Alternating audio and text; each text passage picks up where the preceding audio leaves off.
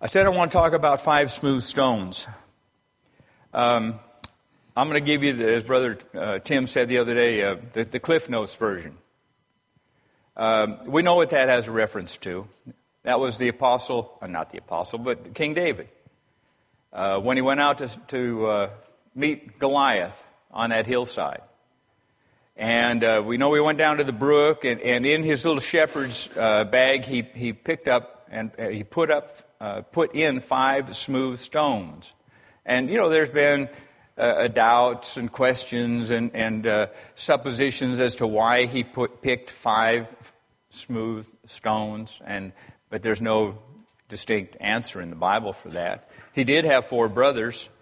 He had, and I've even got their names here, if you'd like to know what they are, if I can pronounce them. One is Ishbi-Benob. That's just one man. Ishbi-Benob. Saph or Sibbachai. That's the second one. Lamai was the third one. And then the fourth one, he didn't have a name, but he had 6 fingers on each hand and 6 toes on each foot. And they say that Bigfoot's a myth. I figured it out.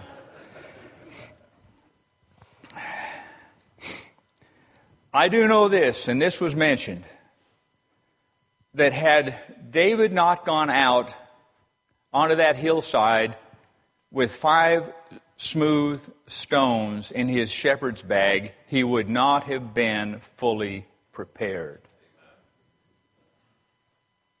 He had to go out there, as we were reminded yesterday, I believe, with 5 smooth stones and God with him. And that way he was fully prepared. And that's what I want to impress upon you today, what I would like you to think about as I go through a lot of stuff here in just a few minutes about what it means to be fully prepared. I want to take you first, if I can turn to it here, hastily. The beginnings of being fully prepared. In chapter 20 of Exodus 19, it says, "Thou shalt have no other gods before me. Thou shalt not make unto thee any graven image. Thou shalt not take the name of the Lord thy God in vain. Remember the Sabbath day to keep it holy. Honor thy father and thy mother. Thou shalt not kill, thou shalt not commit adultery, thou shalt not steal, thou shalt not bear false witness against thy neighbor, thou shalt not cover thy neighbor's house."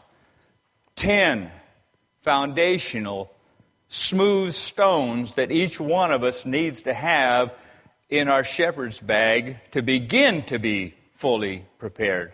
That's only the beginning of what it takes to be fully prepared.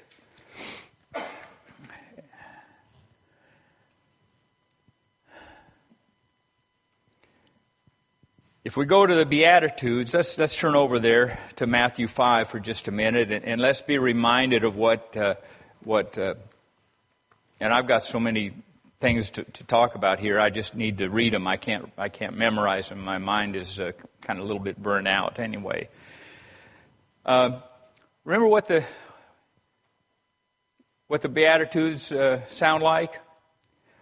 Blessed are the poor in spirit. Blessed are they that mourn. Blessed are the meek. Blessed are they which do hunger and thirst for righteousness. Blessed are the merciful. Blessed are the pure in heart. Blessed are the peacemakers. Blessed are they which are persecuted for righteousness' sake. Blessed are ye when men shall revile you and shall persecute you.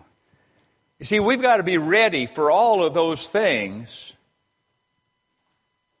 And if we're not, we don't have all the smooth stones in our shepherd's purse that we need in order to be fully prepared, brethren. There's a lot more than 10 commandments or a few platitudes from the Beatitudes. I love alliteration. Brother Tim is excellent at that. In the book of Romans, Paul said we're to glory in tribulation. You know what? We have to have tribulation in our lives. Because he said, tribulation worketh patience, patience experience hope, and that, we can't get to that hope. We can't get to that hope without going through tribulation, patience, and experience. So we have to have all of those things in our shepherd's bag in order to be prepared. Beyond that, in Romans 8, he said that we must learn to endure hardships and distresses, persecution, famine, nakedness, peril, and the sword. But he said we need to learn those things. And in Philippians 4:11, he said, I have learned in whatsoever state I am, therein to be content. So no matter what this world throws at us, we need to learn to be content with that. We need to keep that contentment in our bag. Brother Tim, you're not going to find this message anywhere if you go looking for it. As soon as I got the call from, I think I got the first notice of it from Brother Tim. And I think, Brother David, you might have asked Brother Tim if I might be available to do a devotional.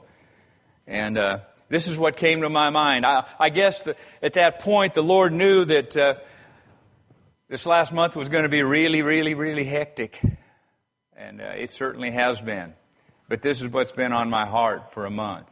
So just continue to bear with me for a few minutes. Romans, again, let's go back to the Apostle Paul. Let's see what he says. Let's look at a few more of these, not a few, a whole lot of smooth stones that need to be in our little shepherd's purse. We have gifts according to His grace. And listen to what they are. Prophecy, ministry, teaching, exhorting, giving, ruling, mercy, love and charity, generosity, being kindly affectioned, honesty, being fervent in spirit, being hospitable, eschewing evil, being merciful, distributing to the necessity of the saints, learning to rejoice with others, being sympathetic, being humble and peaceable. And he said, recompense to no man evil for evil. And Brother Spurgeon touched on this when he said yesterday about getting even. One of my favorite little bywords and something I put on the sign a couple of years ago at Victory Church. We have a sign out by the street. It says, the only person you ever want to get even with, brethren, is the one who does you a favor. Let me repeat that. The only person that you ever want to get even with is the one who does you a favor. Return that favor. But if the people who want to mess with you, just leave them alone. Turn your back on them. I'm bad about that, especially when I get behind the wheel. I don't know how you are, but I have a tendency to road rage a little bit. Not really. But I've been known to blink my lights and, flash my brake lights when somebody tailgates me and so on. In Galatians, in the 2nd chapter, in the 20th verse, he said, I'm crucified with Christ. Are you crucified with Christ? Do you really feel like you are crucified with Christ? That's got to be in that shepherd's bag. You got to be sold out for the Lord. He doesn't want a part-time preacher. We're His men all the time, every day.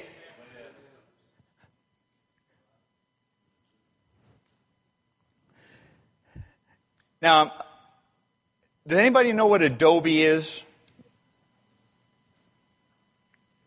Everyone back there knows what Adobe is. Now, Adobe, not Adobe, not like you. Yeah. I used to have a little bag of marbles when I was a kid. And in that bag of marbles, there were these little hard clay marbles, and we called them dobies. I guess because they were made out of clay. But if you hit those things with another marble, they would just shatter like pieces of clay. They weren't hard. They weren't firm. They weren't good. They weren't sound. They weren't good for anything. You couldn't shoot with them. They didn't even make good targets when we played marbles on the playground. Paul tells us that there are a lot of things that we shouldn't have in our shepherd's bag. There are a lot of dobies, a lot of worthless things that we ought not to have in that bag. And he said that some of these things are, and he talks about this in Galatians as well, adultery, fornication, witchcraft, uncleanness, lasciviousness, covetousness, jealousy, envious. I'll just skip that one. Idolatry, hatred, variance, emulations, wrath, strife, malice, seditions, heresies, envyings, bitterness, bickerings, wrath, anger, evil speaking. Those things don't have a place along with those smooth stones that we need in our bag. But rather we should be long-suffering, we should be gentle, and we should be good. We should have faith, he said. We should be full of meekness and temperance and peace and joy and forgiveness and kindness and be tender-hearted and learn to walk in love. That's what Paul was saying. That's what he told us. In Ephesians, in the 4th chapter, he said we should be endeavoring to keep the unity of the Spirit in the bond of peace. Is that what we're trying to do? Are we engendering that kind of an attitude in our church? Is that the kind of attitude that we have when we're out in public? Is that the kind of atmosphere that we have in our homes? But that's the way we ought to be. That's the person we ought to be. Striving for unity in the bond of peace. He goes on in the 6th chapter, and we're all familiar with this. He said we should take unto ourselves the whole armor of God, with our loins girt about with truth. I have on that breastplate of righteousness, our feet shod with the preparation of the gospel of peace, taking on the shield of faith, the helmet of salvation, and the sword of the Spirit. All those things go in that bag. If they're not all there, you're not fully prepared. To the Philippians, he adds in chapter 4, he said that we need to be truthful and honest, just and pure and lovely and of good report. We need to be worthy of the praise of men. Now, some of these are repetitious, but you can look these things up for yourself, and I apologize for not having an outline on this, but you can find them. They're there. Believe me. Trust me. And if you don't trust me, again, check me out. The Scriptures. There's a lot that's expected of us. And before we go into battle, we need to have these things to some degree or another. In Timothy, Paul admonished us to be instant in season, out of season. We've already talked about that this week. We need to be approved unto our God by our study. We need to be a workman that needeth not to be ashamed. We need to be able to rightly divide the Word of God. Don't just pick it up on Sunday morning or late Saturday night and expect God just to dump something in your head so that you can pour it out. We need to be prepared. It takes months of preparation for some lessons, and we've had a good example of that here this week. Because we know that some of those lessons took a great deal of time to prepare. I would say probably more time to prepare than many of us have ever spent ourselves in preparation, if we had to be honest. I'll be honest about it anyway. In Titus, he commends these virtues and traits to others which we should doubtless possess for ourselves. He was speaking about young people, old people, women and men. He said that Titus should teach people to speak sound doctrine, to be sober and grave and temperate, to be sound in the faith, full of charity and patience, to be good teachers, good husbands, good lords over those things that he's entrusted us with, to be discreet, to be chaste, to be pure of speech. Put them in that bag, brethren. In James, he tells us we must submit ourselves to God. We must resist the devil. We must draw nigh unto God. And there's the difference between submitting to God and drawing nigh unto God. We need to be cleansed and purified, and that's not just one time either. We need to be guiltless and prayerful. Peter reminds us that we are a chosen generation, a royal priesthood, a holy nation, a peculiar people. And finally, Peter reminds us that we are to have a divine nature, adding to our faith virtue, to our virtue knowledge, to knowledge temperance, to temperance patience, to patience godliness, to godliness brotherly kindness, and to brotherly kindness charity. All of these things and more need to be in that shepherd's bag in order for us to be the servants of God that He would have us be. And then Peter said, make your calling and election sure, for if ye do these things, ye shall never fail. Does it sound like a tall order? I would say it is.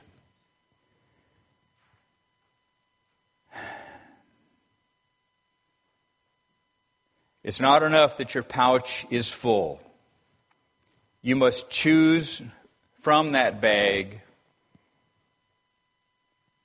This is about 3 o'clock this morning as I was going over these things. You must choose from that bag the right smooth stone at the right moment. Remember what I said at the beginning about being, I didn't read this, but Paul had written that we're fitly framed together. A lot of elements go into being fitly framed together. The application here is twofold. It applies to each of us as an individual, but it also, this lesson applies to us each as a corporate body. You see, individually, each of us has weaknesses and we have strengths. But as a whole, we can overcome those things. The strong members can lift the weaker. Those who can see can help those who can't see. Those who can hear can help those who can't hear. And so, not only do we need to be fully prepared within, but we need to learn to work together, Brother Aaron. And work in harmony one with another. And each of us help to make up for the weakness in the other.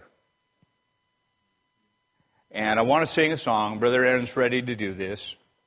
Oh, got a big sign up here that says time's up.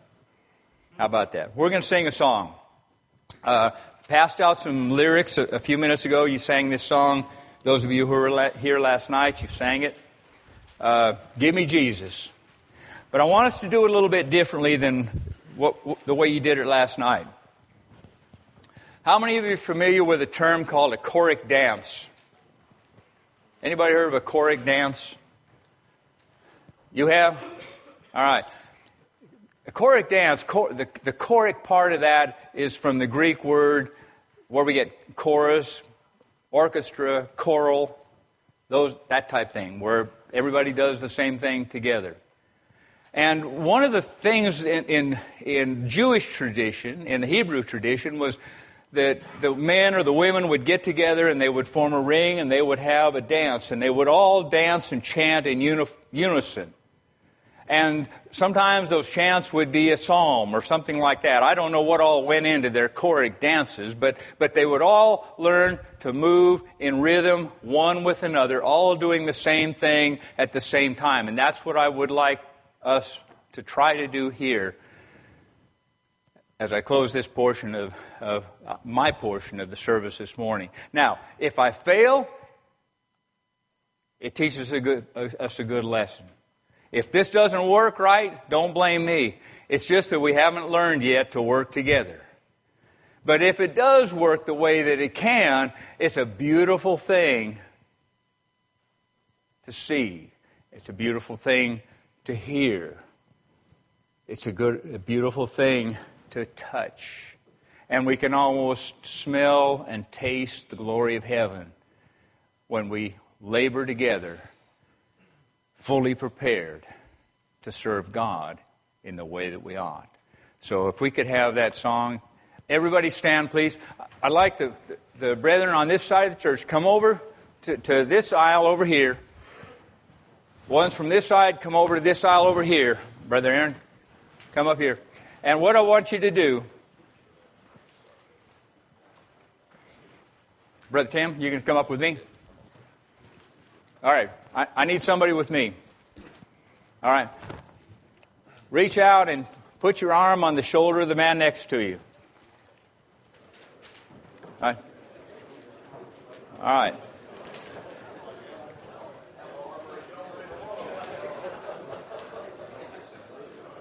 That's close. All right, and we're going to sing, and we're going to move, and hopefully we're going to move in time with the music. I think we'll find that by the time we get to the third verse, it'll look and sound a lot better than it does with the first verse. We need to be fully prepared, but it takes effort. It takes, say, practice. Yeah. We need to practice what we preach. Go ahead. The slide is in the morning when I rise. Give me a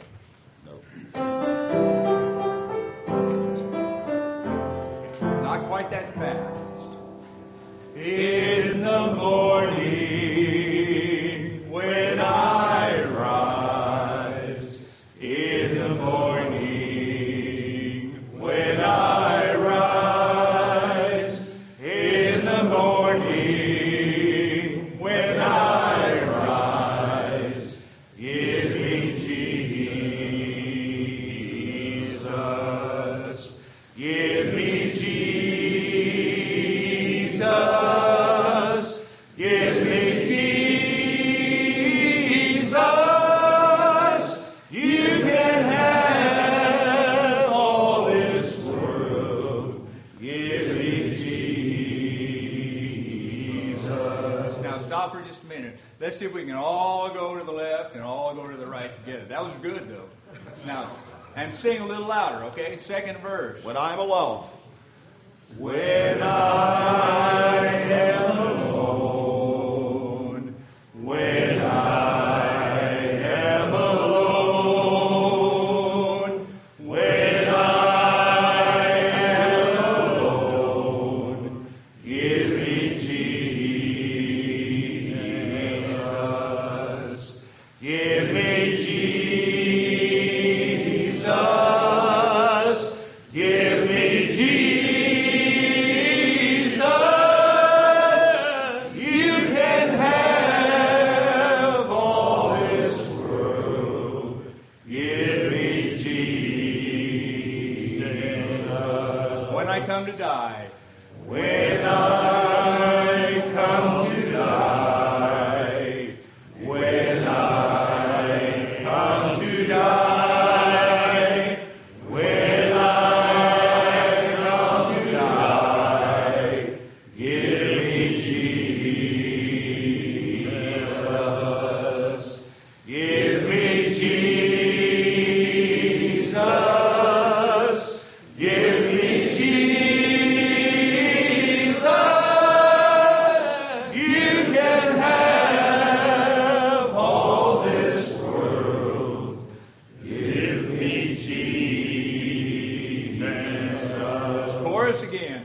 Give me Jesus. Give me Jesus. You can have all this world. Again. You can have all this world. One more time. You can have all this world. Give me Jesus.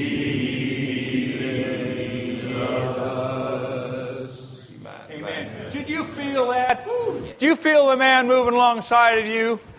Isn't that a great feeling? Isn't it good to be one? Bless you, brother. Thank you.